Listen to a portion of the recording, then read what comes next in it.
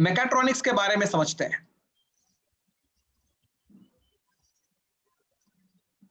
सबसे पहले जो मैंने इंट्रोडक्शन लिखा है, इंट्रोडक्शन का मतलब है एक कोर इंजीनियर जब इंटरव्यू के लिए बैठता है तो इंडस्ट्री क्या एक्सपेक्ट करती है एक कोर इंजीनियर से। मैं पहले वो माइंडसेट आपके दिमाग में डालना चाहता हूं। और वो दो चीजें एक्सपेक्ट करती है, फिर चाहे आप इलेक्ट्रिकल के हो, मैकेनिकल के हो।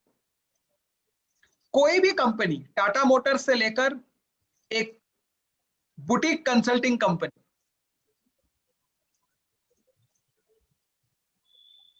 कोई भी कंपनी,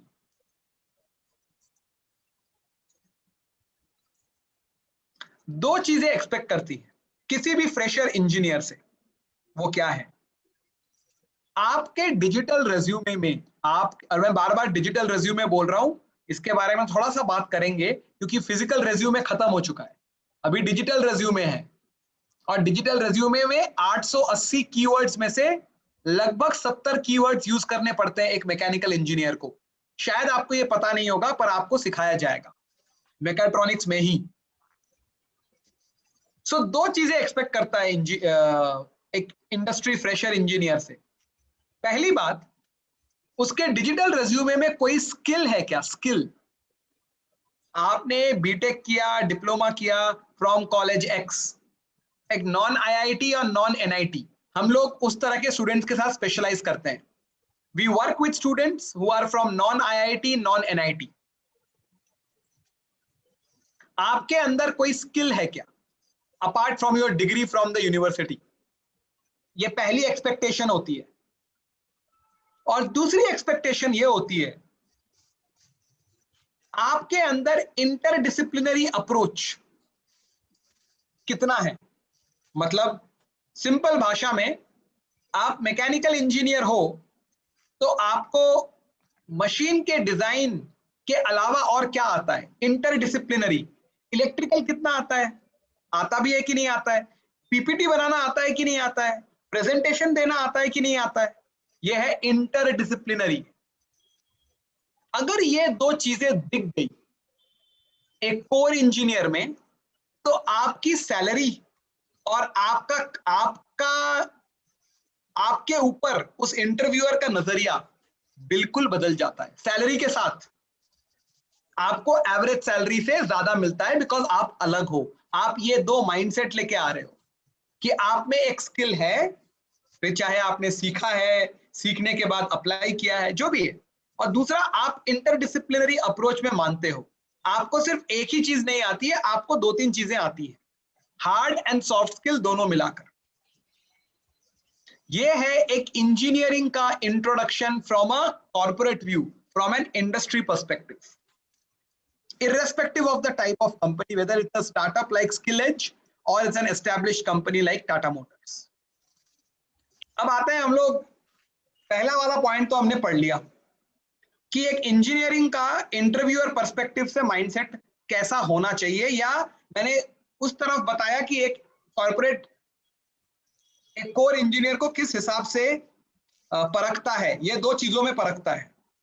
जी सर। अब सवाल पहला आता है कि हम मैकेट्रॉनिक्स क्यों पढ़े? Why to study mechatronics? If that's the question, why to study mechatronics? तो आपका क्या जवाब है इसमें? जी सर। सर, एक इंजीनियर का जो बेसिक रोल होता है वो होता है विजन को रियलिटी में बदलना। जैसा अभी हम लोगों ने देखा कि एक इंजीनियर के पास दो चीजें होनी काफी जरूरी है। एक माइंडसेट होना चाहिए प्रॉब्लम को सॉल्व करने का, और उन्हें कि कितनी चीजें आती हैं। तो अभी जैसा हम लोग एक एग्जाम्पल के थ्रू आगे बढ़े, अगर मान लेते हैं हम लोग एक फैन का एग्जाम्पल लेते हैं, तो सबसे पहले हम लोग हैंड फैन पे थे, फिर फैन पे थे, फिर एयर कंडीशनिंग पे थे। तो इस तरीके से कुछ चीजें हम लोग इम्प्रूव करते हैं। और अभी अगर हम लोग इस डायग्राम के थ्रू चीजों को समझें कि क्यों चीजें जरूरी होती हैं, तो कुछ यादें कभी भी पुरानी नहीं होती। इसमें चार्ली चैपलिन की मूवीज के कुछ फोटोज हैं। जैसे जो फर्स्ट इमेज है, उस इमेज से हम ये देख पाते हैं कि head inside the machine with dark outfit. उसके बाद अगर हम सेकंड एग्जांपल को देखें तो चार्ली चैपलिन के जगह हम अपने आप को खुद को प्रेजेंट करते हैं, और एक जो दूसरा पर्सन है वहां पे एक इंजीनियर है, तो वो इंजीनियर वहां पर आ करके इंस्ट्रक्ट कर रहा है वर्कर को। उसके बाद अगर हम तीसरे डायग्राम को देखें तो एक डार्क इन्वायरमेंट हम लोग देख पाते हैं, और अगर लास्ट वाले को देखें तो हम लोग यहाँ पे दो चीजें समझ पाते हैं। एक तो एक्रोडेसिमल है, और दूसरा ये है कि फिजिकल वर्क कुछ ज्यादा है यहाँ पर। तो इस पूरे डायग्राम से अगर हम लोग देखें तो हम लोग तीन चीजें समझते हैं। पहली चीज जो है वो रिस्क फैक्टर इन्वॉल्व है, दूसरी चीजें जो है बहुत ज्यादा फिजिकल वर्क है, और जब ज्यादा फिजिकल वर्क होगा, जब ह्यूमंस थकेंगे, तो उनसे चांसेस है कि एरर ज्यादा होगा। तो जैसे ही एरर ज्यादा होगा, जो हमारा मेन गोल है प्रोडक्शंस का, प्रोडक्टिविटी का, वो चीजें रिड्यूस होने लगेंगी। तो इसके बाद वाले इमेज की तरफ अगर हम लोग बढ़े तो हम लोग ये देख पाते हैं कि यहाँ पे जो सबसे पहला इंप्रूवमेंट है वो ये है कि वर्किंग एनवायरनमेंट को इम्प्रूव किया गया है। जब वर्किंग एनवायरनमेंट इंप्रूव हो जाएगा तो यहाँ पे जैसा हम सेकेंड डायग्राम में कोको कोला का एग्जांपल लिया गया है, तो एक वर्कर पूरी चीजों को ऑपरेट कर सकता है, और इंजीनियर अपने कैबिन में बैठकर चीजों को देख सकता है और चीजों को इंस्ट्रक्ट कर सकता है। तो यहाँ पे हम सबसे पहला देख रहे हैं कि वर्किंग एनवायरनमेंट इंप्रूव हुआ है। जैसे ही वर्किंग एनवायरनमेंट इंप्रूव होगा तो प्रोडक्शन कैपेसिटी भी इंक्रीज हो जाएगा, और जैसे ही प्रोडक्शन कैपेसिटी इंक्रीज होगा, जैसे यहाँ पे हम जब एग्जांपल के थ्रू बात करें तो ये एनआरईसी लैब का एक इमेज है। एनआरईसी का मतलब हुआ नेशनल रोबोटिक्स इंजीनियरिंग सेंटर। तो यहाँ पे हम देख रहे हैं कि एक ऑपरेटर बहुत सारे ऑपरेशंस को परफॉर्म कर रहा है बिना किसी एरर के। तो यहाँ पे हम क्या देख पा रहे हैं कि जो हमारा फैक्ट्री प्रोडक्टिविटी है वो इंक्रीज होने लग रहा है, एरर के चांसेस काफी कम हो जा रहे हैं। और उसके बाद हम लोग देख रहे हैं कि जब हमारा एक्यूरेसी बढ़ेगा तो जो कस्टमर सेटिस्फैक्शन है वो जाहिर सी बात है इंक्रीज होने लगेंगी। और जब कस्टमर सेटिस्फैक्शन इंक्रीज होंगी, एक्यूरेसी बढ़ा हुआ है, प्रोडक्टिविटी इंक्रीज है, तो जो हमारा इन्वेंट्री है वो इन्वेंट्री हमारा मिनिमाइज हो जाएगा। और जैसे ही हम प्रोडक्ट को एक स्पेसिफिक टाइम के अंदर प्रिपेयर कर लेते हैं, तो जो हमारा डिलीवरी टाइम है वो डिलीवरी टाइम भी हमारा काफी रिड्यूस हो जाएगा, जिससे हम ऑन हैंड कस्टमर को एक सर्टेन टाइम पर अपने प्रोडक्ट को डिलीवर कर सकते हैं। तो ये हमारा जी जी सर। हाँ please please go ahead, please खत्म करिए सेंटेंस को। तो यहाँ पे हम देख पा रहे हैं कि जो हमने फर्स्ट डायग्राम चार्ली चैपलिन वाले से देखा था, और जब हम लोग ऑटोमेशन की तरफ बढ़ रहे हैं तो हम लोग इसके पॉजिटिविटी को देख पा रहे हैं कि हमारा एरर काफी रिड्यूस हो गया है, प्रोडक्टिविटी इंक्रीज हो गया, और हमारा एज ए कंपनी में एक इंजीनियर का जो मेन रोल है वो यही होता है कि हम अपने कंपनी को प्रॉफिट की तरफ लेकर के जाएं। और हम अपने कंपनी को प्रॉफिट की तरफ कैसे लेकर के जाएंगे? एरर मिनिमाइजेशन, और उसके बाद जो भी हमारा स्लॉट है, और उस स्लॉट में हमारा जो प्रोडक्ट का डिलीवरी है वो प्रोडक्ट का डिलीवरी टाइम पे होना चाहिए।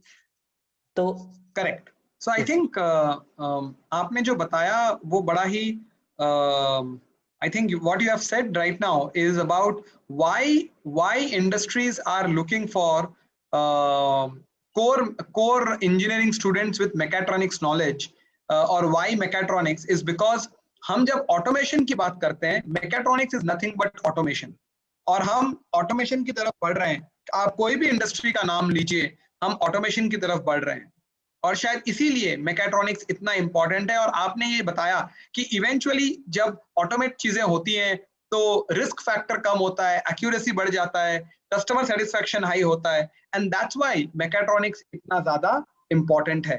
और शायद अगला स्लाइड हमने जो बात की अभी, वही ये स्लाइड वो कैप्चर करता है, the importance of mechatronics in industries. ये जो बुलेट पॉइंट्स हमारे लिखे हुए हैं, reduces the rejection cost, reduces the assembly cost, increases the sales, minimizes the work in process inventory, minimizes the number of parts, timely delivery. I think जो हम बात करते हैं एक शब्द में automation, I think that is why mechatronics is becoming so important in not only academics, in fact industry में इतना इंपॉर्टेंट हो गया है, तभी वो एकेडमिक्स में इंक्लूड करना जरूरी हो चुका है। और जो इंडस्ट्रीज हैं वो प्रेफर कर रहे हैं कि एक मैकेनिकल और इलेक्ट्रिकल इंजीनियर मैकेट्रॉनिक्स के बारे में भी जाने, ताकि उसकी जो आउटपुट है कंपनी में वो बाकी लोगों से ज्यादा हो। Correct Danish ji? Yes. If I have to sum up your thoughts, या? जी सर,